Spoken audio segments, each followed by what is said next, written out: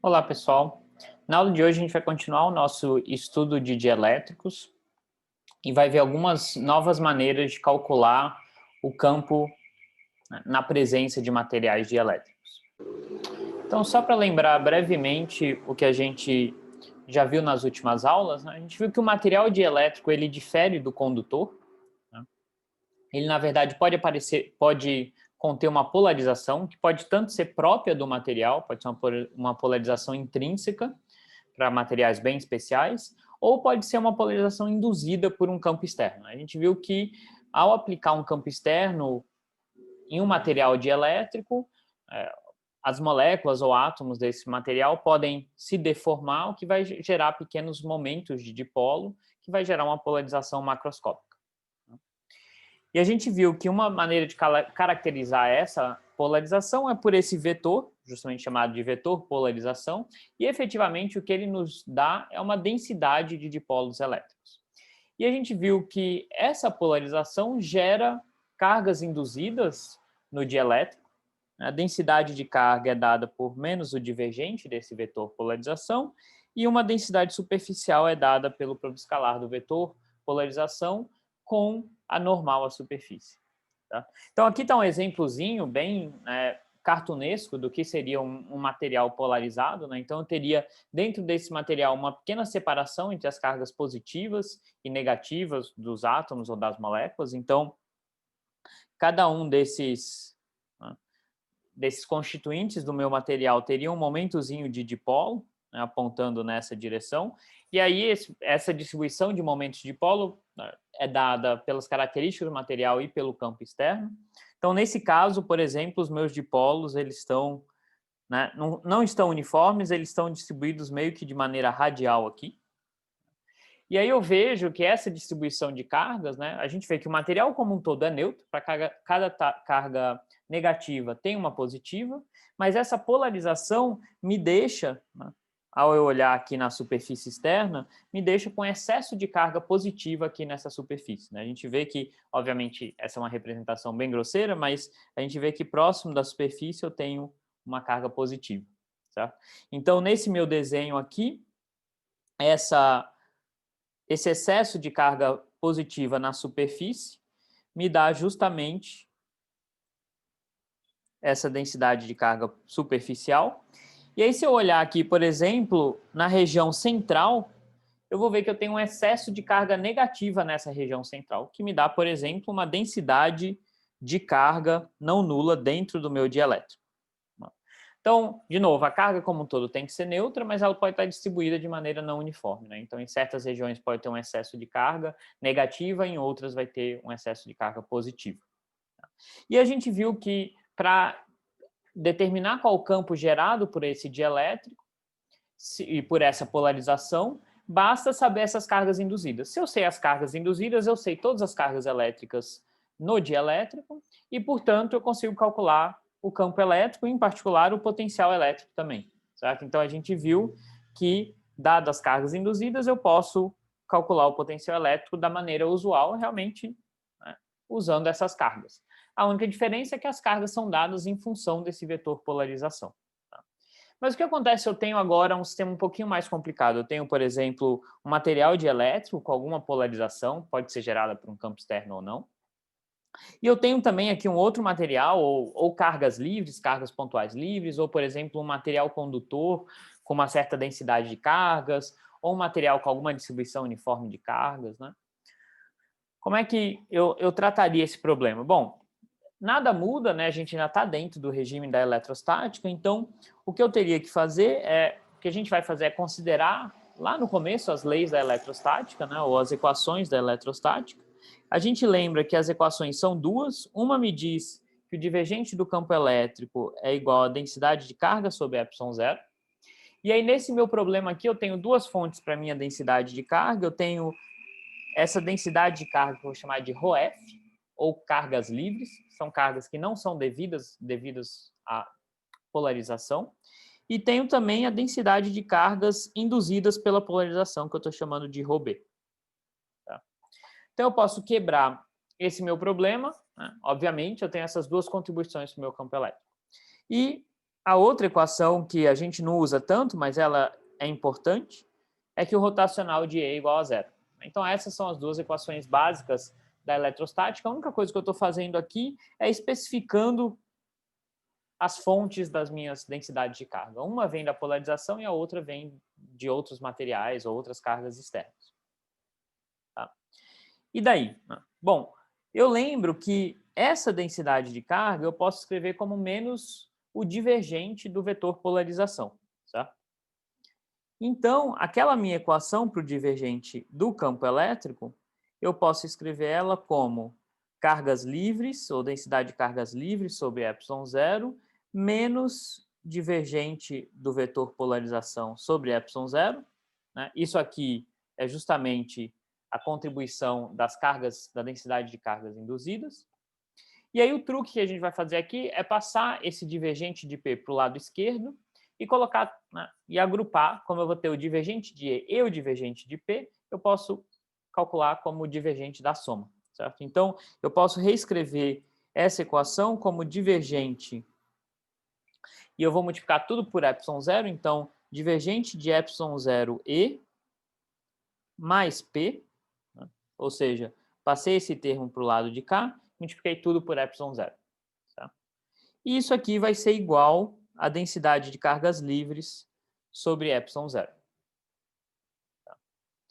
E aí a gente vê agora que tem uma nova grandeza, que é uma mistura do campo elétrico e do vetor polarização, que ela só depende das cargas livres. Então, a densidade de cargas induzidas às vezes é difícil de determinar, porque a gente precisa conhecer quem é esse vetor polarização, que nem sempre é fácil de ser determinado. Mas se eu quiser calcular essa combinação aqui em particular, eu não preciso saber da polarização, né? Basta considerar as cargas livres. Então, essa ideia que nos faz definir um novo campo vetorial, um novo vetor, tá? Que é dado por ε0E mais P. Tá? Então, esse é chamado de campo de deslocamento elétrico. Na verdade, eu não sei se a tradução mais usual para o português é essa, né? Em inglês é displacement, electric displacement. Mas, enfim, a gente vai chamar de deslocamento elétrico, por falta de um nome melhor. E é um vetor, né? Obviamente, ele é um vetor em cada ponto do espaço, ele também depende da posição, assim como o campo elétrico e o vetor polarização dependem da posição. Mas a vantagem de considerar esse vetor é que agora eu posso determinar ele simplesmente olhando para as cargas livres. Então a gente olha que, ops, acabei de ver que tem um pequeno errinho aqui, né? Como eu multipliquei tudo por ε0, aqui no lado direito eu deveria ter só cargas livres. Pronto. Então, como eu estava falando, né? Se eu tiver interessado em calcular esse D, depois a gente vai ver que ele é útil em algumas circunstâncias, basta olhar para as cargas livres. Eu não preciso ter um conhecimento de como é o meu material dielétrico, como que ele vai polarizar, nada disso. Basta eu conhecer quais são as cargas livres. Então, as equações da eletrostática, muitas vezes a gente reescreve elas dessa maneira aqui. Tá? Vocês podem encontrar isso em alguns lugares. Tá? E a gente vê, então, que a gente tem dois vetores agora, um vetor deslocamento elétrico e um vetor campo elétrico. Tá? A primeira equação parece muito com a equação que a gente tinha antes para o campo elétrico. As grandes diferenças são, bom, primeiro não tem aquele fator 1 sobre ε0 no lado direito.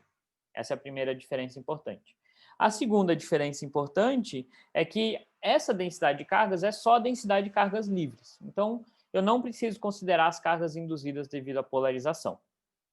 Obviamente, vocês podem perguntar, mas e daí, né? Para que eu quero saber esse D? No final das contas, o que a gente quer conhecer mesmo é o campo elétrico. Então, para que eu vou escrever uma equação para o D? A gente vai ver que, muitas vezes, considerando as equações, é muito mais fácil calcular o D primeiro e, a partir do D, a gente obtém o campo elétrico. Tá? Então, essas equações, elas são, muitas vezes, conhecidas como as equações da eletrostática em meios dielétricos. elas elas podem enganar um pouco a gente, porque a gente pode pensar, beleza, o D eu calculo exatamente como eu calculava o E, então eu substituo o campo elétrico por esse campo de deslocamento, e em vez das cargas totais, eu considero só as cargas livres. A gente vai ver que não é exatamente isso que a gente vai ter que fazer, certo? Mas o que é importante dessas equações é que a gente pode aplicar a lei de Gauss para o campo D, né? A gente lembra que a lei de Gauss sai exatamente dessa equação aqui, certo? Então, eu posso aplicar a lei de Gauss para calcular esse campo D. Então, se o meu problema tiver alguma simetria e as cargas livres tiverem alguma simetria, eu posso calcular esse D aplicando a lei de Gauss e olhando só para as cargas livres. Então, se eu tenho, né, um sistema complicado que tem um dielétrico e tem cargas livres também, eu posso ignorar o dielétrico efetivamente para calcular esse campo D. Ele só vai depender dessas cargas livres, né, que são todas as cargas no meu sistema que não são geradas pela polarização do dielétrico. Mas, obviamente, né, se eu quiser calcular o meu campo elétrico, eu vou precisar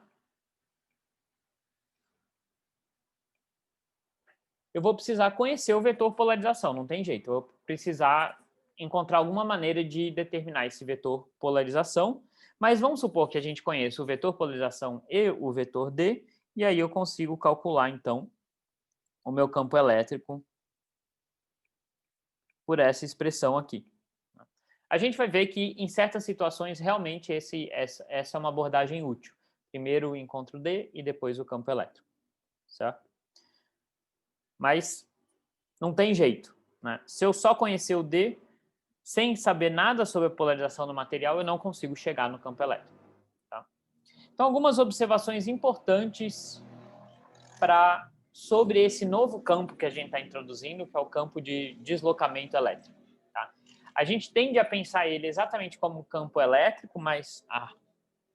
olha só, primeira observação, que eu já encontrei 2 vezes esse erro nas notas, certo?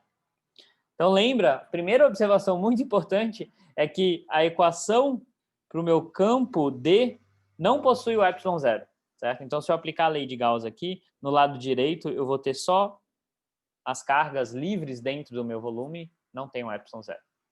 Essa é a primeira observação. Mas vamos lá. O que mais que a gente nota sobre esse campo D, certo? A gente nota o seguinte.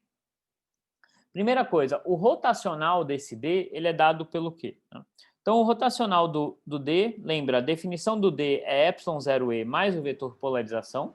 O rotacional de E é sempre 0 na eletrostática, certo? Então, isso aqui vai para 0. Mas o rotacional do vetor polarização não necessariamente é nulo, tá? Para alguns vetores de polarizações isso vai ser verdade, mas nem sempre vai ser verdade, tá? E se isso não for verdade, significa que o rotacional do D não é 0. Tá? Então, o D ele não tem as mesmas propriedades do campo elétrico, né? A gente lembra que a outra equação de Maxwell, que me diz que o rotacional de E é igual a 0, ela me dava algumas consequências importantes. Uma delas, por exemplo, é que eu conseguia escrever esse campo elétrico como menos o gradiente de um potencial. Para o campo D, isso nem sempre é verdade, porque se o rotacional de D não é 0, então eu não vou ter um potencial para o meu campo D, certo? Então, o campo D a gente tem que tomar muito cuidado como calcular ele, porque a gente não pode assumir que vale exatamente tudo que a gente tinha utilizado para calcular o campo elétrico, né? E a razão por trás disso é justamente essa daqui, né? Se a gente estiver estudando um sistema onde isso aqui é 0, aí beleza. Aí o rotacional de D é 0, e aí a gente pode pensar que ele vem de um potencial, ou pode pensar que ele é totalmente análogo ao campo elétrico. A única coisa é que eu troco carga total por carga livre. Mas se isso não for 0, eu não posso fazer isso, tá? Por exemplo, uma das coisas que eu não posso fazer é assumir que o meu D é simplesmente aquela integral sobre a densidade de cargas, né? A gente lembra que para o campo elétrico isso é sempre verdade, mas aqui o que entrava era a densidade de cargas total, certo? Nesse numerador. E aqui eu tinha 1 sobre 4πε0. Obviamente o D não tem aquele fator 1 sobre ε0. Então, isso aqui era válido para o meu campo elétrico sempre, mas para o D não é válido.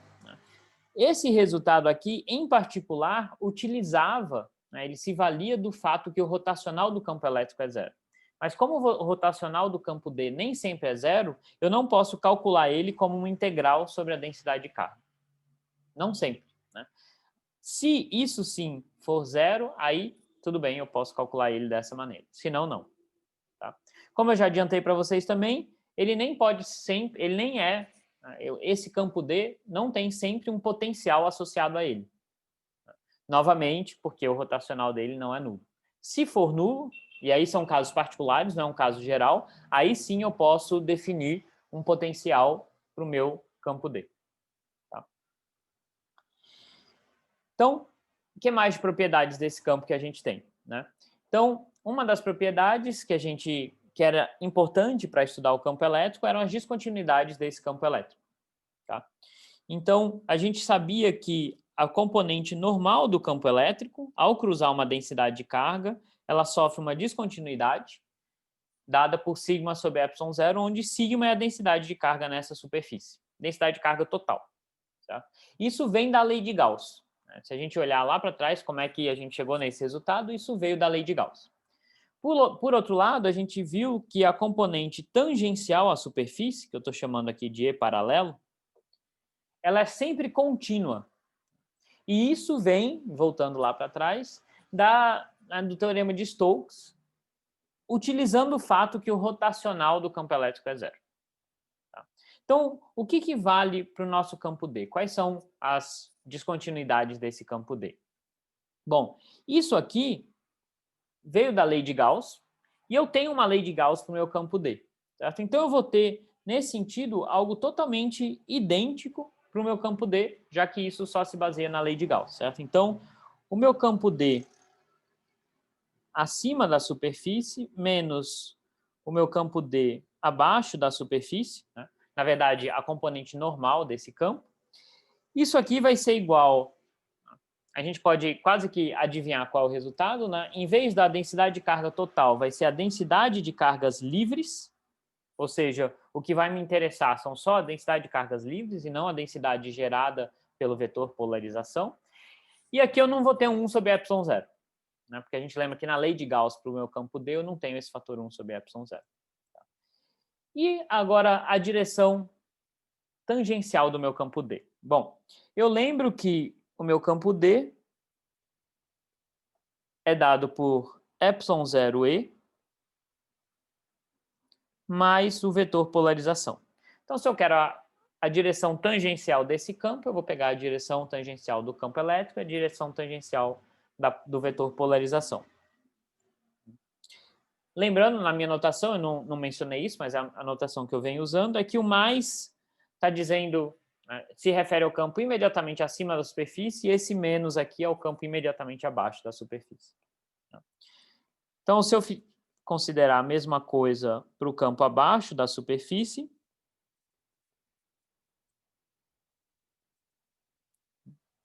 e agora, se eu calcular a diferença entre esses dois vetores, eu vejo que isso não mais é zero. Os campos elétricos, sim, se cancelam, porque vale sempre essa lei aqui. Eles são sempre, a componente tangencial é sempre contínua, mas agora eu tenho a diferença entre os vetores polarização, que nem sempre é zero. Certo? Então, pode ser que o meu vetor polarização em cima seja diferente do de baixo, mesmo a componente tangencial dele. Não tem nada que me garante que esse vetor polarização seja contínuo. Certo? Então, a condição de descontinuidade para o meu campo D é um pouco diferente. Né? Tanto a componente tangencial quanto a paralela podem ser descontínuos. Tá? Desculpa, tanto a componente perpendicular quanto a tangencial. A perpendicular, a descontinuidade só vai depender das cargas livres. A componente tangencial ou paralela vai depender do vetor de polarização e, portanto, das cargas induzidas. Tá? Então, essas são as propriedades mais importantes desse campo de deslocamento, né? O campo elétrico, o campo de deslocamento elétrico. Mas vamos olhar para um probleminha simples para a gente ver né, como é que a gente pode usar esse campo, certo? Então, probleminha muito parecido com o que foi dado na atividade para vocês. Então, o probleminha é o seguinte, imagina que eu tenho aqui um cabo cilíndrico condutor, certo? Com certo raio A, e ele é bem comprido, então a gente vai assumir que esse é um fio infinito, certo? E aí ele está revestido por uma borracha ou um plástico que funciona como um dielétrico e tem uma espessurazinha B. E aí eu quero calcular o campo de deslocamento elétrico em todo o espaço. Certo? Então eu quero calcular aquele campo D. Vamos ver como é que a gente calcula ele. E aí no item B eu vou assumir que eu sei qual é a polarização do meu dielétrico. Certo? É uma polarização radial e constante. E aí, dada essa polarização, eu vou querer encontrar o meu campo elétrico. Então, vamos lá. A primeira parte é calcular o campo de deslocamento, aquele vetor D. Certo? Então, a gente lembra que para calcular o vetor D, a gente pode, se o meu sistema tiver uma certa simetria, como é o caso aqui, a gente pode aplicar a lei de Gauss, mas usando somente as cargas livres. Então, vamos tentar identificar aqui onde estão essas cargas livres. Tá? Então, a gente lembra que esse material é um material condutor e a gente sabe várias propriedades importantes desse material condutor. Tá? Então, vamos lá. A primeira propriedade é que toda a carga está na superfície. Certo? Então, toda a carga desse condutor vai estar aqui na superfície dele.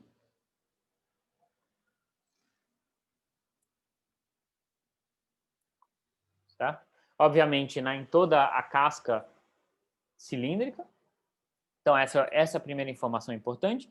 A segunda informação importante é que o campo elétrico dentro do condutor é sempre zero. Tá? E, portanto, se eu estou querendo descobrir qual é esse vetor deslocamento dentro do meu condutor, a resposta é trivial. Né? Porque eu tenho que o campo é zero, o campo elétrico é zero dentro do condutor, e, obviamente, eu não tenho polarização nenhuma, porque eu não tenho material dielétrico. Então, se eu tiver dentro do condutor, então estou usando já aqui coordenadas cilíndricas, esse Szinho é a coordenada radial. Né? Então, se esse Szinho é menor do que A, ou seja, eu estou dentro do meu condutor, o meu vetor de deslocamento é zero, porque ele é dado por ε0e mais P e ambos são nulos. Certo? Então, nessa região do espaço eu já encontrei o vetor e isso foi trivial. Tá? E agora, se eu tiver para um S maior do que A, certo? Se eu tiver para um S maior do que A, eu vou ter que ver como que eu posso calcular esse vetor de deslocamento. E aí eu noto o seguinte, pela simetria do problema, ou do sistema,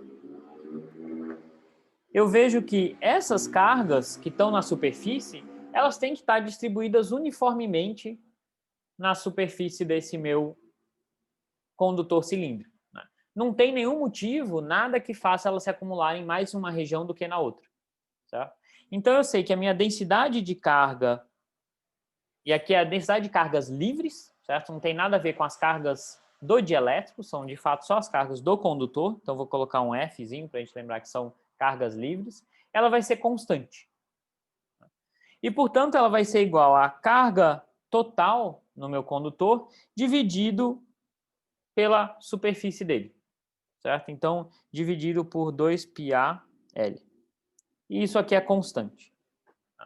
Então, o sistema que eu tenho agora, né, a gente lembra que para calcular esse campo de deslocamento elétrico D, o que me interessa são as cargas livres.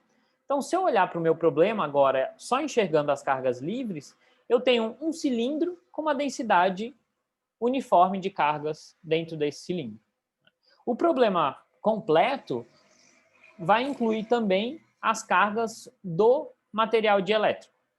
Mas para eu calcular o D, só me interessam as cargas livres. Tá? Então, eu só quero saber, só vou olhar para as cargas desse condutor. E como eu tenho aqui uma simetria cilíndrica em todo o meu sistema, eu posso aplicar a lei de Gauss. Certo? Então, eu posso considerar aqui um pequeno cilindrozinho de altura L.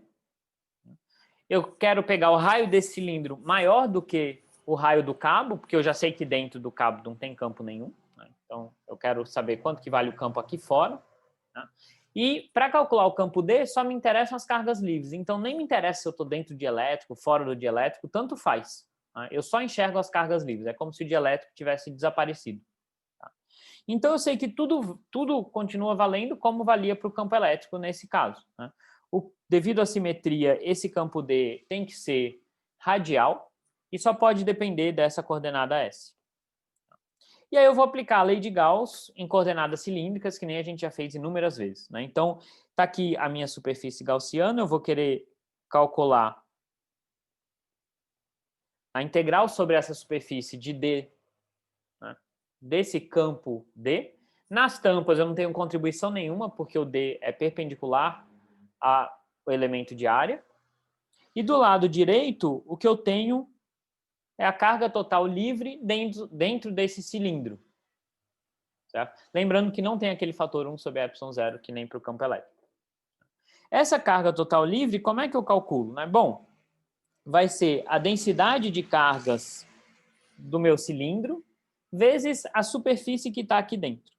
A superfície que está aqui dentro é a que está delimitada pela minha superfície gaussiana, certo? Então, é essa superfíciezinha aqui, contornando o cilindro.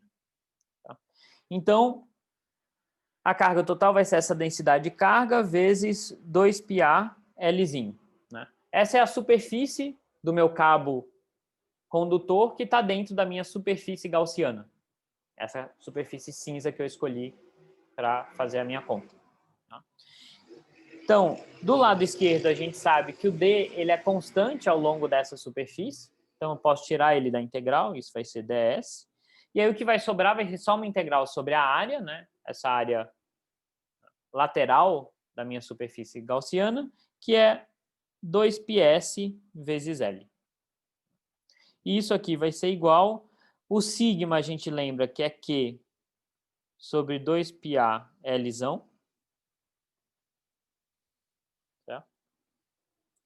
Então, eu vou chegar aqui que o meu campo D, ele é simplesmente Q sobre 2π, né? Esse L corta com esse L, 1 sobre Lzão vezes S na direção S chapéu.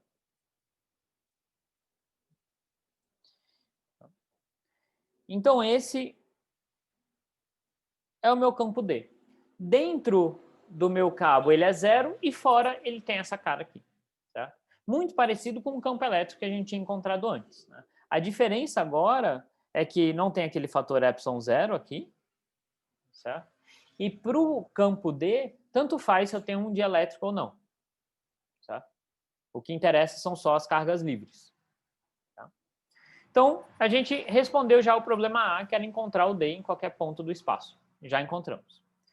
Agora, no item B, ele fala o seguinte, imagina que eu sei qual é o vetor polarização. Então, eu sei quem é esse P aqui. Como é que a gente faz para calcular o campo elétrico? Bom, a gente usa direto a relação entre o campo elétrico e o campo de deslocamento, né? Que é essa relação aqui. Então, meu campo elétrico pode ser calculado dessa maneira. Certo? Então, eu sei que dentro do meu condutor o campo elétrico é zero, não preciso fazer nada aqui, né? Então, para S menor do que A, o campo elétrico é zero, porque eu estou dentro do condutor, não tem jeito. Se eu tiver agora entre A e A mais B, certo? Se eu tiver nessa regiãozinha aqui, dentro do meu dielétrico, o meu campo elétrico vai ser 1 sobre epsilon zero, o D, menos 1 sobre epsilon zero, o vetor polarização. E aí o enunciado do problema me diz que esse vetor polarização ele tem módulo constante, mas ele aponta na direção radial. Certo? Então ele está sempre apontando aqui assim.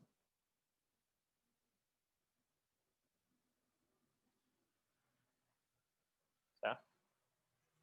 Então basta eu fazer essa conta agora. Certo? Então o que eu vou fazer é essa diferença, né? Então, eu tenho que lembrar que para S maior do que A. Então, deixa eu... Para S maior do que A, o meu D era dado por essa expressão aqui. Tá? Então, o meu campo elétrico vai ser essa expressão dividido por ε0. Então, vou encaixar um ε0 aqui, menos o meu vetor polarização, que vai ser P0 sobre ε0, S chapéu. Então, posso pôr o S chapéu em evidência.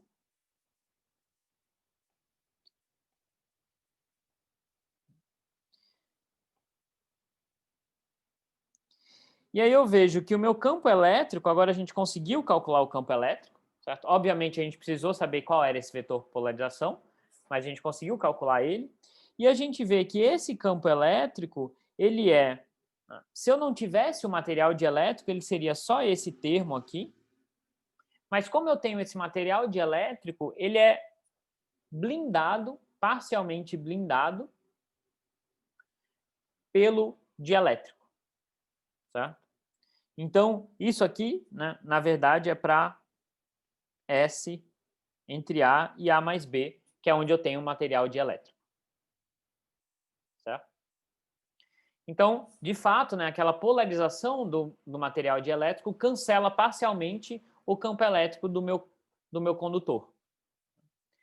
Se esse dielétrico também fosse um condutor, esse cancelamento seria total. Eu não teria campo nenhum lá dentro. Né? Mas como ele é um dielétrico, o cancelamento é só parcial. E aí, finalmente, a gente tem o que acontece se eu estiver aqui fora. Certo? Fora de também fora do material dielétrico. Bom, aqui fora eu não tenho nenhum vetor polarização, certo? Então, meu vetor polarização é 0. E aí, o meu campo elétrico é simplesmente 1 sobre ε0d. Certo? Então, fora do meu dielétrico, o meu campo vai ser simplesmente isso daqui, na direção S chapéu. Então, para S maior do que A mais B. Tá? Então, a gente, de fato, consegue calcular o campo elétrico em todo o espaço. Certo? Mas a gente viu aqui que eu precisei dar uma informação essencial para vocês. Né? O campo D não foi útil para calcular o campo elétrico sem o conhecimento de quem era esse vetor P, obviamente. Tá? Na próxima aula, a gente vai ver que para uma certa classe de materiais é fácil saber quem é esse vetor P. Ou então esse vetor P ele vai ser dado por uma expressão particular, que aí vai ser muito mais fácil eu calcular o campo elétrico mesmo sem saber exatamente quem que é esse vetor P, ou esse vetor polarização P, de antemão. Certo? Então, isso a gente vai discutir na próxima aula. Tchau, tchau.